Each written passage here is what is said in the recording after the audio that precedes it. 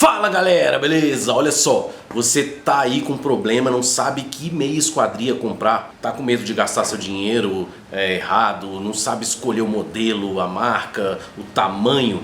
Então hoje eu vou te ensinar tudo o que você precisa saber antes de gastar aí o seu dinheiro errado para comprar uma meia esquadria. Tem uma aqui e uma aqui, vou fazer comparações, falar todos os detalhes.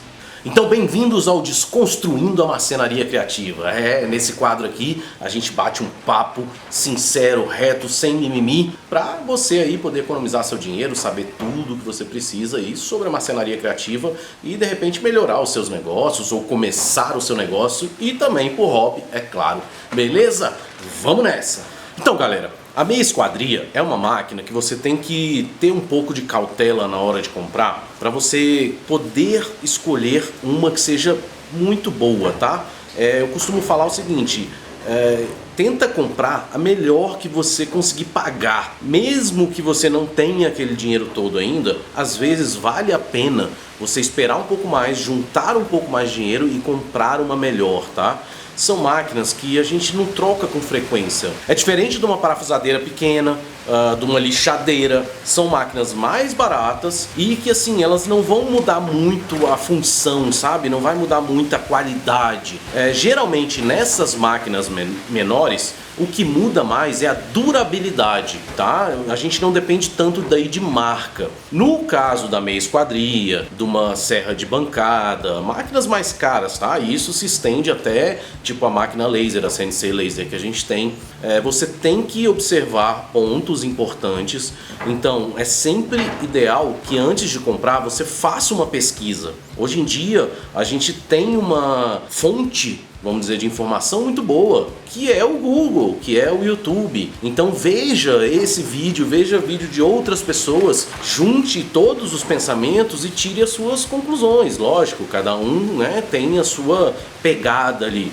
Mas procura fazer pesquisa, inclusive sobre a marca. Coloca no Google lá, meia esquadria da marca tal. Então você vai ter um monte de review, né? Um monte de avaliação das pessoas. Isso te ajuda a não errar também, não comprar uma máquina, por exemplo, de uma marca que tem um problema crônico. Tem algumas séries de máquinas, às vezes, que saem com problemas crônicos, inclusive de empresas grandes, tá? E aí eles fazem tipo um recall, igual de carro, essas coisas, ou eles tiram de linha e mudam. Então sempre é importante você fazer muita pesquisa antes de gastar, porque não são máquinas baratas, tá? Nesse tipo de máquina, inclusive, a precisão muda de uma marca para outra. Então é lógico, aquilo, quanto mais você pagar, mais precisão você vai ter, tá? De um modo geral, lógico, tem as suas exceções, mas estou dando aqui um contexto geral e pesquisem, não compra na louca, porque viu ali na loja uma promoção, você não sabe se ela é boa, vai lá, olha, pesquisa na internet, compara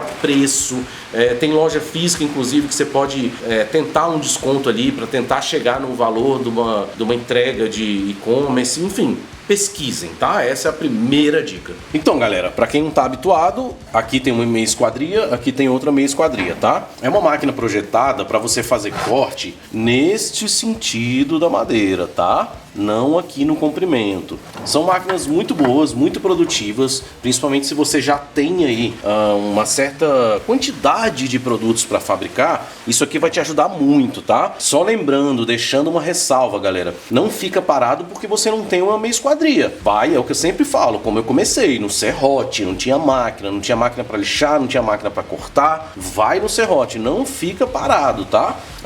Então vou mostrar aqui agora dois modelos, tá? Lembrando que não tenho patrocínio nenhum aqui de marcas, tá, galera? Então essa aqui é a minha, que é uma DeWalt de 12 polegadas, e essa aqui eu peguei emprestada para mostrar para vocês, tá? Que é uma Dexter de 8 polegadas, tá bom? A Dexter é uma marca que chegou no mercado relativamente recente, tá? É uma marca própria da Leroy Merlin. Então eles estão com algumas ferramentas boas e tal, agora vale ressalvas, a gente vai abordar tudo aqui. Então vamos ver aqui quais são as diferenças entre elas e o que você tem que observar na hora de comprar. Então, galera, Uma coisa importante para você decidir é a capacidade de corte, tá bom? E isso vai variar conforme o tamanho do seu disco. No caso dessa aqui, ela é uma máquina de 8 polegadas ou 210 milímetros, tá? Então o disco dela aqui, ó, só para falar, galera, as duas máquinas estão desligadas da tomada, tá? Porque eu vou mostrar aqui, pegar na lâmina e tal, então sempre desligado da tomada. Bora lá. Então aqui esse disco tem 8 polegadas, tá bem? Isso te dá uma capacidade de corte. No caso dessa outra aqui, ela te dá outra capacidade de corte, porque o disco dela tem 12 polegadas, tá? Então vamos aqui dar uma passada nessas medidas. Por exemplo, nessa máquina aqui, eu consigo cortar uma peça, tá? Vamos dizer aqui, ó, de altura. Vou botar aqui, ó, pra gente exemplificar, tá? Praticamente 11, tá? Um pouquinho menos de 11 centímetros de altura. Porque se eu botar uma peça maior aqui, o disco já não pega. Lógico que essa base aqui não é o ideal. O ideal é que você tenha sempre um apoio.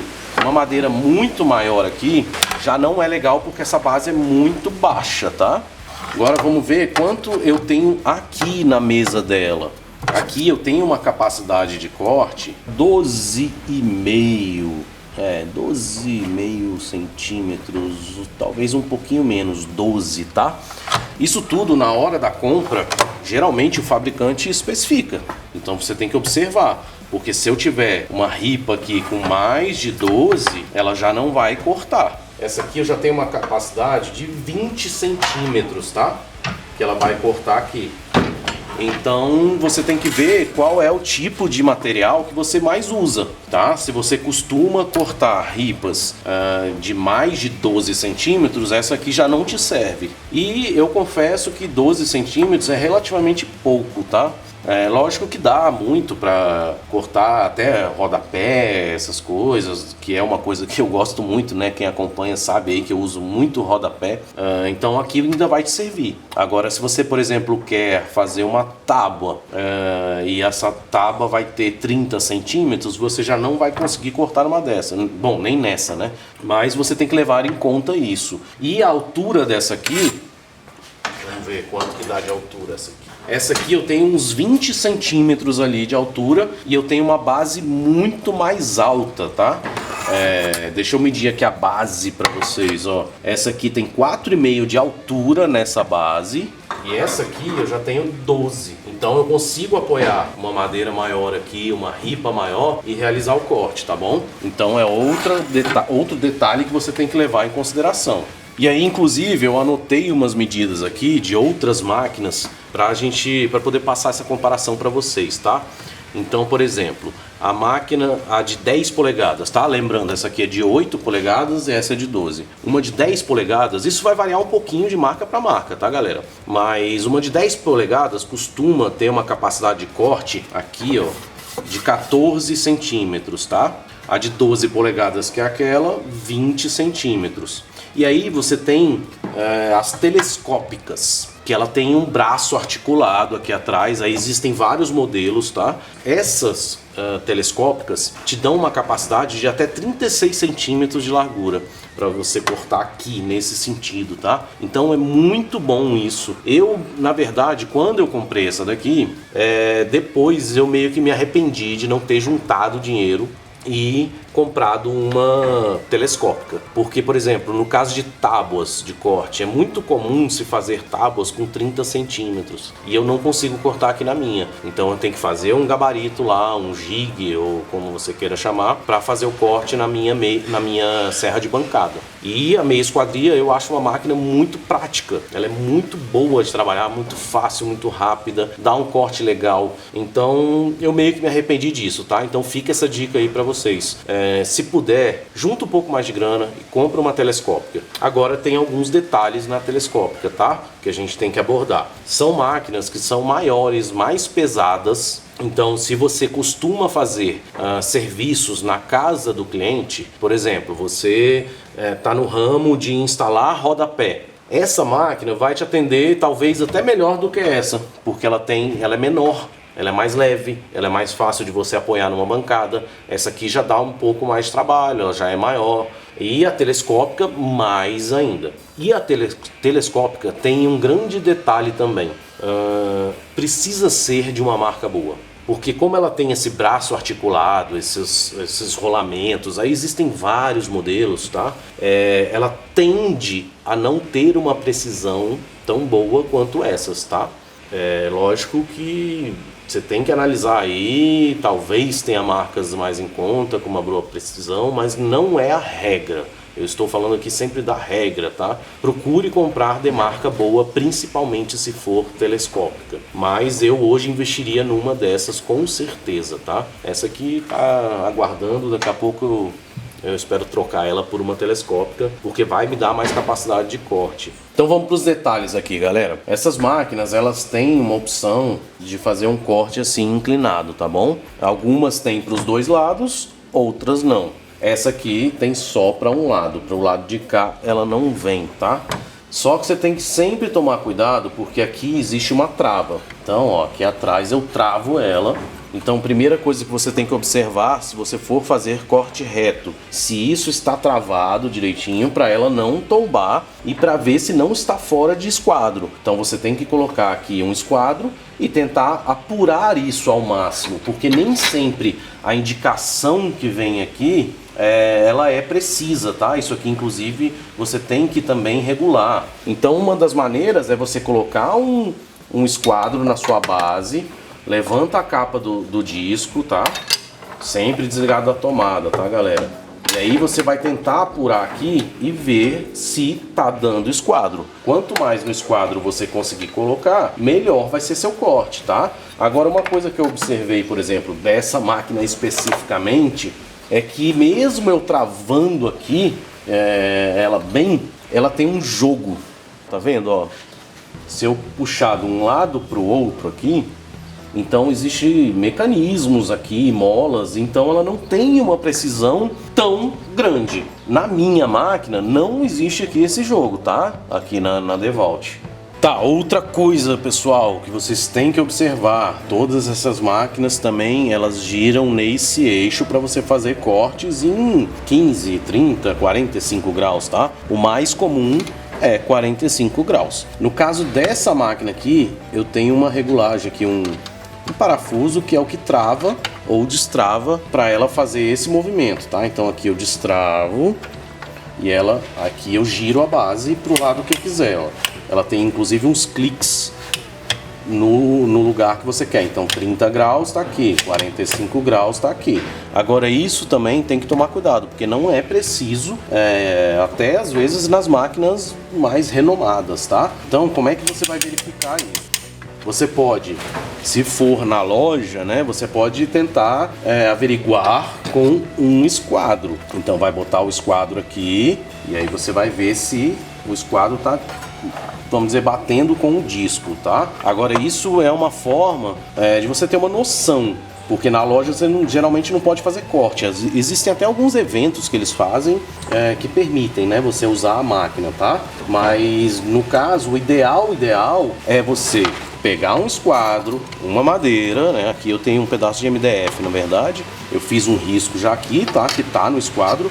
Eu sei que essa madeira está no esquadro aqui, está retinha. O ideal é que você pegue uma que foi cortada numa esquadrejadeira mesmo, profissional, tá? Em madeireira, para você ter certeza que esse lado aqui está completamente reto. Se eu encostar, por exemplo, ela aqui, ó, ela encosta toda na base. Então eu botei o esquadro, fiz uma marcação aqui, um risco, e aí você vai colocar aqui, alinhar esse risco com a sua serra, pode ser para um lado ou para o outro, tá?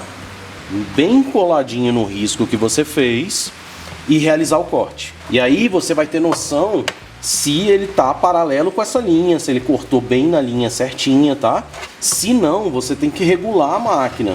E às vezes a setinha aqui, por exemplo, tá bem no zero, mas às vezes não é o zero, tá? Então nesse tipo, principalmente, que ela não tem uma regulagem precisa, você vai ter que fazer isso, pelo menos assim, toda vez que você mexer nela, tá? Então você fez um corte 45 graus e voltou pro zero, você precisa averiguar se esse corte está no lugar certo. Então você vai fazer isso, vai pegar uma madeira de sacrifício, um pedaço de MDF, de compensado, seja lá o que for, e vai de sacrifício. E aqui você vai regular. Chegou no ponto, beleza, você trava bem para ela não se mexer. Agora lembrando que, por exemplo, essa máquina aqui tem um jogo lateral. Então provavelmente esse corte nunca vai ficar totalmente preciso, tá? Serve também isso para o corte em 45 graus. Então você vai destravar, vai jogar a máquina para lá nos 45, mas não necessariamente isso está perfeito, tá? Então você também vai fazer, ó, um risco. Aqui eu fiz um risco em 45 graus. Vai colocar aqui, você pode dar uma olhada já, ver se tá muito fora, tenta olhar reto e ver se tá paralelo, ver se tá, aí você pode melhorar, vai para um lado, vai para o outro, trava a máquina, realiza o corte, vê como é que ficou. Se você achar que ainda tá fora, não conseguiu, vai lá de novo, vai e faz outro corte, tá? É assim. A outra máquina, por exemplo, essa minha aqui, ela tende a ser mais precisa, até porque o sistema de manipulação dela é diferente, tá? Mas mesmo assim, você também não deve confiar nessa seta. Isso aqui é só uma base. Se você for fazer uma coisa que não precise, vamos dizer, né, não tenha uma precisão tão grande, tudo bem, você coloca no 45 graus e faz o corte, depois você acerta na lixa, ou enfim, se é só um corte estético, por exemplo, você não precisa que esse corte esteja totalmente em 45 graus. Agora, um corte de encaixe, o ideal é que ele esteja o mais próximo possível de 45 graus. E você tem que regular a máquina, tá? Todas essas máquinas tem que ter uma regulagem fina, você tem que medir, você tem que observar, fazer um teste numa peça de sacrifício, porque senão não vai ficar totalmente perfeito. Mesmo você regulando ela toda, a tendência, dependendo da máquina, é que não fique perfeito. Você vai ter que fazer algum ajuste numa plana manual, numa lixa. Isso são máquinas daí muito precisas e muito caras que vão te dar um corte perfeito, tá? Então não é uma máquina para, vamos dizer, marcenaria comum. Aí é uma máquina de marcenaria de precisão, tá bom? Bom, aqui nessa outra máquina eu já tenho um sistema diferente, tá? Aqui embaixo eu tenho uma alavanca para ela se mover, tá? Então eu posso botar aqui 20 graus e eu tenho uma trava. Então essa parte aqui é uma trava. Para isso aqui não ter um movimento, tá? Então eu jogo, por exemplo, em 45 graus. Ela já tem também um sistema dentado aqui que prende melhor no lugar, vamos dizer, mais certo. E eu ainda travo aqui. Então isso aqui não se mexe, tá? Então, lógico que é superior. Mas mesmo assim você precisa aferir para ver se está ok. Existe regulagem dessa peça aqui, por exemplo, dentada, você solta os parafusos e regula ela, entendeu? Então você vai fazer a mesma coisa que eu mostrei ali. Você coloca uma madeira aqui, realiza um corte com uma linha, ou você pode aferir depois, né? Você pode fazer o corte e ver se está em 45 graus também com o esquadro, tá? E aí você vai regular isso aqui conforme a sua necessidade. E galera, é uma coisa isso, que você compra uma máquina, provavelmente ela não vem 100% regulada, tá? Então você tem que ver isso e você tem que verificar isso de tempos em tempos. Então eu vejo assim, muita gente todo dia me fala aí nas redes sociais: Fábio, mas a minha esquadria, o corte é muito ruim. E às vezes não é nem só a marca, tudo bem que a marca vai influenciar, é o que eu falei no começo, tá? Quanto melhor a marca, a tendência é que a máquina seja melhor, porque ela tem um projeto melhor, ela tem peças melhores, mas mesmo assim você precisa regular a sua máquina, senão você não vai ter um corte aceitável. Então observe isso tudo. E ela tem, essa aqui inclusive ela tem regulagem dessa chapa e regulagem aqui, que é onde fica o ponteirinho me dizendo que está em 45 graus. E isso você tem que fazer. E galera, outra coisa que eu vejo muito comum, cuidado na hora de puxar isso aqui, tá? Essa máquina, como eu já falei, ela é bem rígida, vamos dizer. As peças, né, são fortes, são grosseiras, vamos chamar assim. Então é mais difícil de acontecer isso, mas mesmo assim, o que você tem que observar na hora de você fazer o corte? Você vai puxar essa máquina para baixo aqui, Então eu vou entrar um pouco na frente da câmera, mas você tem que fazer um movimento que o seu cotovelo esteja o mais possível alinhado em 90 graus aqui. Então você vai fazer o cotovelo indo para baixo, não abre aqui a asa, tá? Tipo, puxa aqui, ó, ele tem que descer reto aqui, tá bom? Lógico que eu tô meio torto para não entrar total na frente da câmera, mas você tem que fazer uma puxada reta. Se você abre aqui o braço, a sua tendência é que você puxe essa máquina para lá ou empurre para cá. Depende da sua pegada, tem máquina que é assim, tem máquina que é assim, mas tente puxar isso o mais reto possível. Alinha o seu corpo e só desce o braço, não abre o braço aqui, tá? Outra coisa, essas máquinas, quem faz o corte é o disco, tá? É a rotação dele ali, que vai pegar na madeira e tal. Não é pressão, não bota muita força, não vai com muita força. Isso não é uma máquina hidráulica que você tem que botar pressão. Você tem que deixar ela trabalhar, deixar o disco trabalhar. Então, na hora de baixar, quando começa a pegar no material que você estiver cortando, você vai com cuidado, com calma. Isso vai facilitar que você faça um corte melhor também. Então é isso, observe a posição, o posicionamento do seu corpo e o braço, tá bom? Então, galera, algumas outras informações importantíssimas, tá? Existem modelos também dessas máquinas combinadas, que eles chamam, tá? Que é uma máquina que tem uma meia esquadria e pra cima ela é como se fosse uma espécie de uma serra de bancada, tá? Galera, fuja disso, porque vai ser igual o pato, né? Que nada, voa, enfim, anda, mas não faz nada muito direito. Ele não é uma águia, nem é um peixe. Então, assim, essas máquinas combinadas geralmente não funcionam bem, tá? Elas têm menos precisão ainda. É uma invenção que eu não curto, tá? Essa é a minha dica aí pra vocês sobre essas máquinas combinadas. Outra coisa, existem dessas máquinas para corte em metal, que o pessoal costuma chamar de policorte, tá? Mas são máquinas diferentes, embora parecidas visualmente, tá bom? Então é assim o corte também, só que ela é feita para metal. E isso não deve ser usado tanto uma para outra, né? Se você pegar uma máquina dessa para cortar metal, você vai destruir seu disco e também corre o risco de aquilo quebrar e vir no seu rosto e te machucar. Então não façam isso. E também ao contrário, pegar uma policorte para usar em madeira. São máquinas com propósitos diferentes, elas têm um visual parecido, tá? Eu até anotei aqui, ó, a máquina, a policorte, ela tem uma rotação de 3.800 RPM. Essas outras chegam assim a 5.000, 6.000 RPM, depende da fabricante, tá? Lógico que isso aqui é uma noção, pode variar um pouco, mas são máquinas diferentes e eu recebo perguntas das pessoas pedindo pra, Fábio, como é que eu coloco um disco de madeira numa policorte? Não façam isso, galera, a sua vida, um machucado vale mais que isso, é o que eu falo, fabrica seus produtos, vende, se dedica, junta dinheiro e compra máquinas específicas para as coisas, tá bom? Não faz essa gambiarra toda, porque isso pode machucar você, pode machucar alguém da sua equipe, não é legal. Eu acho que é isso, a minha saúde, a minha vida tá acima dessas gambiarras de tentar adaptar uma máquina que foi feita para uma coisa, fazer outra coisa, tá? Então observem, de um modo geral, se chama meia esquadria as que são para madeira e policorte as que são para metal, tá bom? Então o disco muda, a rotação muda, a construção da máquina muda. Elas são parecidas visualmente, mas toma cuidado, tá bom? Beleza? Então se curtiu aí, se gostaram desse vídeo, dá aquele joia, compartilha, essas coisas todas que vocês já sabem aí, porque pra gente ajuda pra caramba.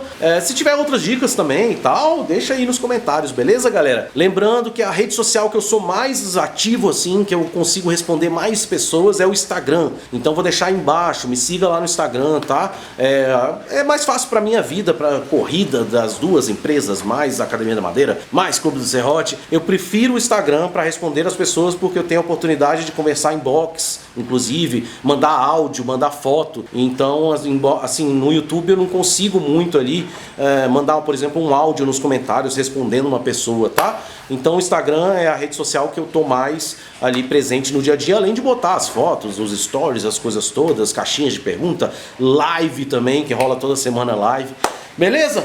Vamos nessa, um abraço pra vocês, muito obrigado aí por assistirem e vamos que vamos, galera, pra cima.